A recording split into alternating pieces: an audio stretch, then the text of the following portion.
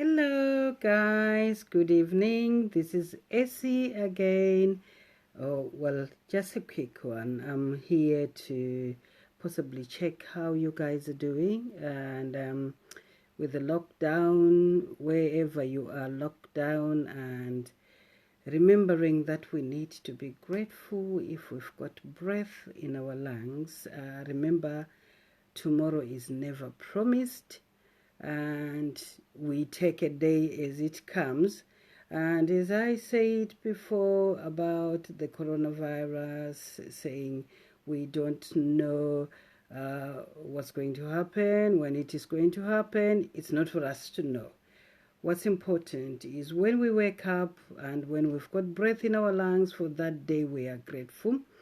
And then we don't forget those people, the nurses in the front line, the doctors, the medics, the people who are volunteering to deliver food to those who are unable to leave their houses, to the vulnerable.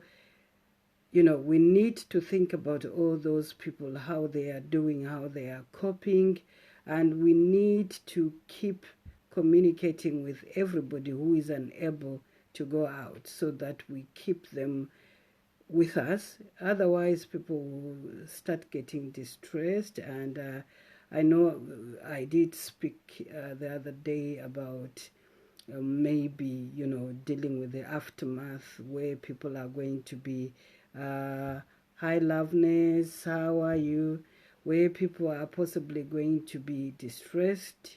And for those who were having problems before in and not coming out of the houses, people with social phobia, possibly they are becoming more and more scared about germs outside, so they are worrying about the coronavirus. So there's so many things we need to be mindful of. Hello Gamu, thank you for watching. We need to be mindful of people's feelings during this coronavirus. People are worried, people are scared.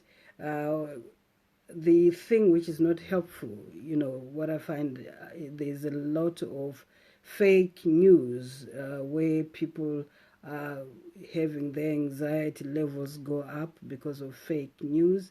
Obviously, it is easier said than done to say, can you check for your sources? The World Health Organization, if you are international, has got very good source on the COVID-19 or the coronavirus. The government of wherever you are, the government of Zimbabwe, the government of the United Kingdom, the government of the United States of America, the government of Canada, the government of Japan, so many governments have got their own policies and procedures in place. But the World Health Organization is a World Health Organization body, and they will give you more up-to-date and more relevant, information, so that you are not worrying and start getting anxious because of things which are being said around which are not true. So the reason for today is just that possibly, I was going to, hello Hilda, thank you for watching. I was going to say, I remember I promised that I'll be talking about emotional intelligence. So I think this era we are on at the moment, with the coronavirus and all knowing how to behave, we need quite people with high emotional intelligence to be able to understand ourselves and how we are relating to others and what we are putting out there, how it's going to impact people who are vulnerable, how it's going to impact me as an individual, how it's going to impact workers, how it's going to impact the health workers who are in the forefront, who are like at the war, trying to deal with looking after people who are infected and also trying to look after themselves and their families and being worried about bringing the virus home. So there are a lot of things which are happening, but obviously, because nowadays we teach emotional intelligence instead of, I remember, well, possibly when I was growing up, children grew up knowing sort of how to behave, where there are other people, how to relate and things like that. But nowadays we are teaching emotional intelligence, and I think it's actually very, very pertinent to the situation of the COVID-19 that people have got the emotional intelligence to be mindful of how other people are feeling, to be mindful of how we can help each other and help those who are helpless. There are so many people who are helpless, who need to be able to do things but who are unable to do things. Possibly there are people who would need food brought to them, who are unable to leave their houses. So I think emotional intelligence is actually needed in this era. And whilst we are there, we need really to be lifting up our Prime Minister Boris Johnson. He's not well. He will be well. We need to encourage him. We need him to be back to the forefront to get back into fighting this coronavirus thing.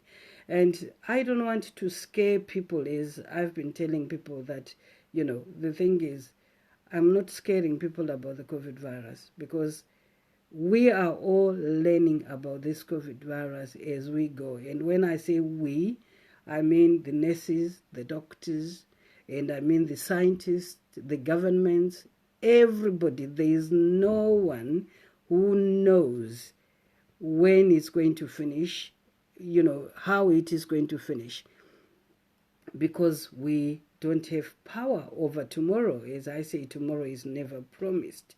And the only person who is able to say what will happen is God, unfortunately. I know people might not agree with me.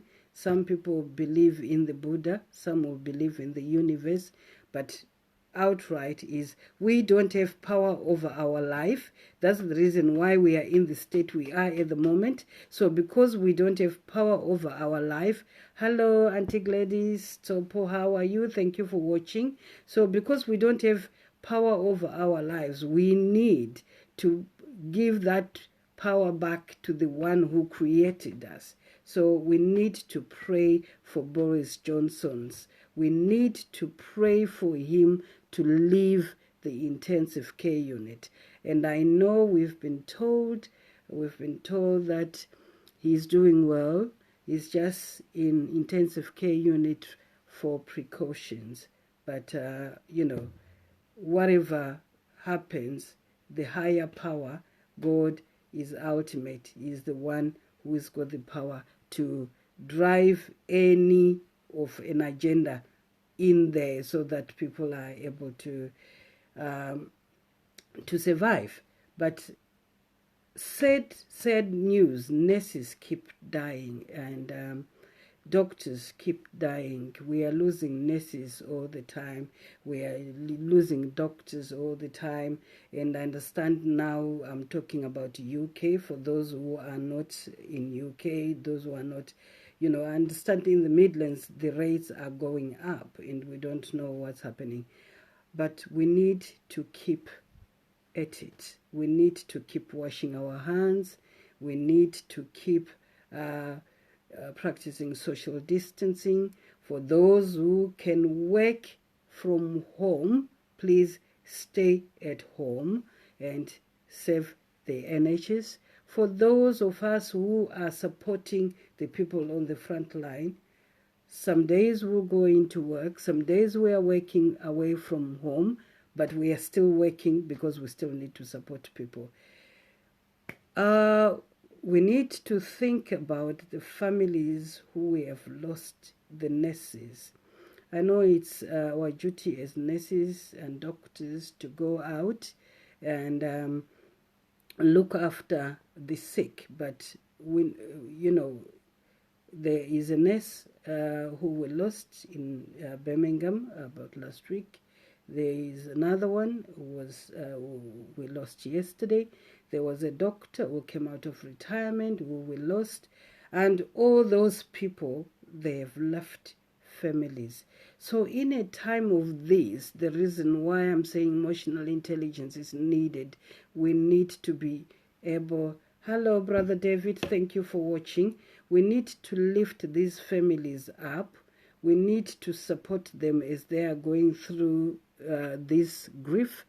And as I spoke about grief earlier on, it looks like it keeps coming back, and people keep possibly private messaging me to say, let's talk about this. That's why I thought we'll go on to emotional intelligence and being able to know how we can do to assist other people who are going through grief, and all those as well who are going through loss. People have lost jobs. They don't know what's going to happen because of this coronavirus. So there are people who have been affected in different ways. So we need to be able to think about that. And most of all, pray for those who needs comfort, because that's the only thing we can do at the moment. And as we go into jobs, some of us who are traveling on public transport, we are protected, and we need to remember that we still need to keep safe distance, 2 meters or more, even if you can.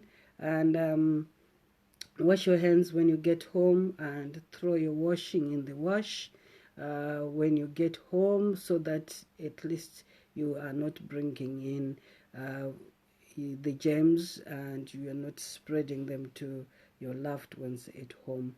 So keep safe, guys. Thank you for watching. And you know, I haven't started the series on emotional intelligence quite as such, but I'm working on it, and as soon as we start, I will tell you how many days we'll be running that. But if you still have questions on grief, on dealing with bereavement, dealing with loss, you can still PM questions, and then I'll come and talk about it. Thank you so much for watching, guys. Gladys, David, Hilda, and you know, keep well. The Lord will look after you, and we shall speak again soon. Thank you so much. Good night.